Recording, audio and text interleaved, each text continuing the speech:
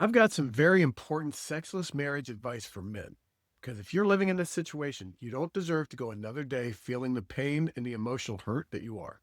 I've been a divorce attorney for over 15 years now, and I have met thousands of men who are living in a sexless marriage, and I've seen exactly where it ends up. In this video, I'm going to go over the 5 most common causes of a sexless marriage that I've seen in my cases with my husbands that I've represented over the years, and how to address each one. Be sure and watch till the end because the last one is the one that is silently affecting most of us and we don't even realize it. Number one on my list of the 5 most common reasons that my male clients over the years have had sexless marriage is outside influences, outside stress, whether it's work or in-laws. All of these are examples of outside stressors. And anytime someone is extremely stressed, their nervous system is not going to be able to easily flip into, okay, let's have sex mode. Outside stressors are a huge one because we live in a world that is absolutely chock full of stressful distractions. Even someone being on their phone on social media all night, not having time to actually put down their phone and connect with their partner. I consider that to be an outside stress. We can fall into these patterns where outside stress is choking out our whole emotional connection with our partner. And it's like the boiling frog. We don't even realize it's happening until it's gotten to a point where there is no emotional connection. There is no intimacy. Number 2 on the list of most common reasons I see men in sexless marriages, it's where they or their spouse has some sort of trauma. It's usually like a childhood trauma. Maybe the wife was sexually abused as a child and they are triggered by different things that we do not meaning to, or triggered by different things they see on TV or to see at work that day. And they may not even realize that they've been triggered. When someone is sexually abused as a child, they carry around massive trauma throughout their life. And when that specific trigger occurs, sex is going to be the last thing on that person's mind.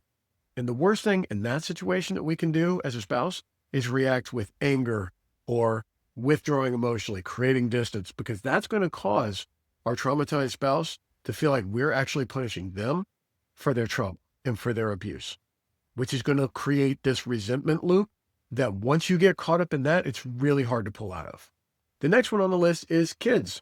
I didn't put this one in the first category of outside stresses because I consider outside stresses to be anything that is coming from outside of your home. Kids are inside the house and kids are exhausting. They are high maintenance. They require constant attention. And they can leave a married couple absolutely exhausted at the end of the day, so much so that they can't even think about sex. There are ways that I'm going to get into in this channel and other videos on how to manage your energy and your emotional bandwidth with kids to make sure there's something left over at the end of the day for you and your spouse to connect on. I do want to say right now, there's an extremely common thread in my divorce clients that I've had over the years who've had sexless marriages. And that is where they had their kids sleeping in the bed with them every night. I'm not in this video going to get involved with telling people how to parent their kids or telling people not to have their kids sleeping in bed with them. What I've observed is that if you have kids sleeping in the bed with you guys one single time, that creates a status quo so fast in the child's mind that it becomes really, really difficult to walk that back. So that's one that you want to use very carefully because if your child is sleeping in bed with you, for a lot of married couples, your bedroom is that mecca of intimate, private communication and connection and yes, sex.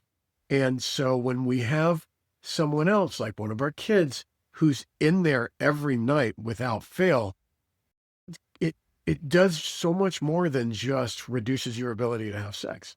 It reduces your ability to have adult conversations with each other. It reduces your ability to maybe like snuggle with each other or kiss or give each other a massage. All kinds of stuff that is just like completely snuffed out when you have one of your kids sleeping and they're with you all the time. Now, I have 6 kids. I want to be clear. I love my kids. I have a fantastic relationship and connection with my kids. They know that they're loved. They're healthy. They're happy. They're normal. But they do not sleep in the bed with my wife and I at night. That's just a rule that we kind of agreed early on that we were going to put in place. And that has been huge And I think that has really protected our ability, despite how busy and crazy our lives are, to have that ability to just connect, to hang out with each other as adults at the end of the night. Because at the end of the day, sex is usually going to occur when you guys are hanging out together as adults, as a romantically involved, connected couple. Number 4 on the list is something that is super common, is hormonal and other kind of medical changes or conditions that occur. This can happen to both men and women, where as we age, as we hit our 30s, 40s, and 50s, we are all going through hormonal changes. Some people, those changes are more drastic than others, but it is super common for a wife to be going through significant hormonal changes that could potentially be easily managed with the right care, but that absolutely wrecks their sex drive. And they may have absolutely no idea what's causing it, only that they're just low libido. It's not that there's anything wrong with you, and there's nothing wrong with them. It's just these are natural changes that occur in lots of people. They can be very easily tested for and easily managed. More on that in other videos in this channel. Number 5 on the list is here because it's not so much a straight up cause of men being in a sexless marriage, but it's like this trap that they get caught up in, and that is looking at porn. Okay. This is not going to be an anti-porn video, but I am going to be straight up with you. If you're not having sex in your relationship, a lot of guys will go ahead and bridge that gap by looking at porn. I'm not a therapist. I'm not a psychiatrist. I don't hold out myself out to be. But the problem with doing that is we have this need as a human for an emotional and sexual connection. And we're married, so we should be seeking that connection with our partner.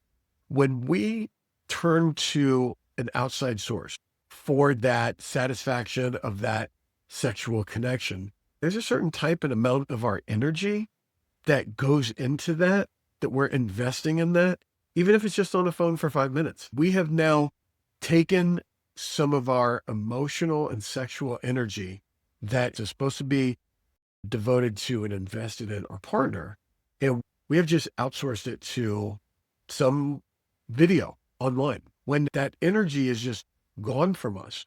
And sometimes they can actually feel the difference.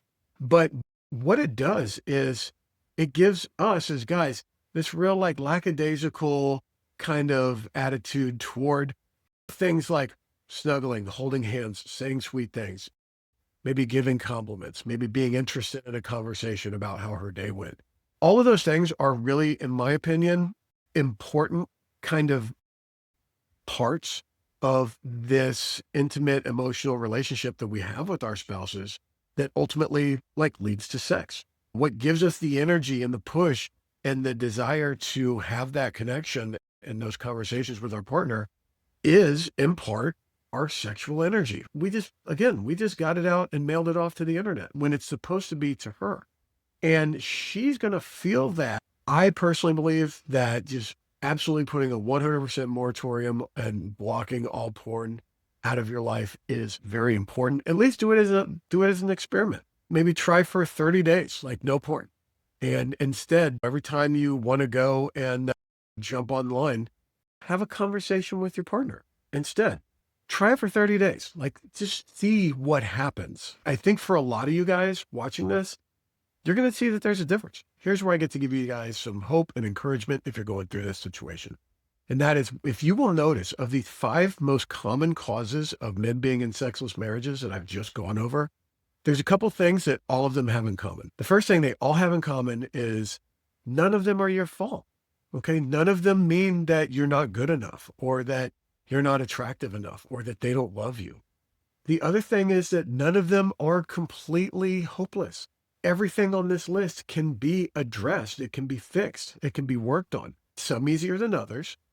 And most of them will require a commitment from both partners to work on it, which means that how you communicate with your partner about this is critical. We cannot be communicating with our partners about this in a way that is going to cause them to feel like we're punishing them for this. Because just like these 5 things are not our fault, these 5 things are not their fault either.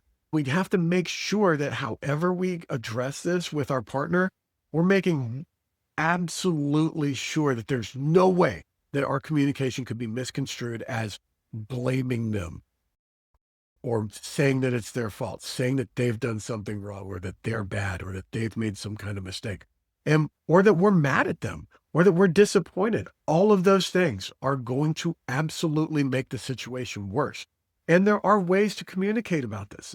Again, these are all video topics that are up and coming in this channel because this area of relationships is so important. And again, as a 15-year divorce attorney, this is one of the most common reasons that people come to me to end their marriages. And it is 100% tragic because I feel like if a lot of guys had had just a little bit of encouragement, like a little bit of better information going into this, that maybe they could have turned it around and they wouldn't have needed to call a lawyer like me and end their marriage. This is not an exhaustive list. There are literally 1,000 reasons why you could be living in a sexless marriage. So these are the most common ones that I've seen causing divorce as a divorce lawyer.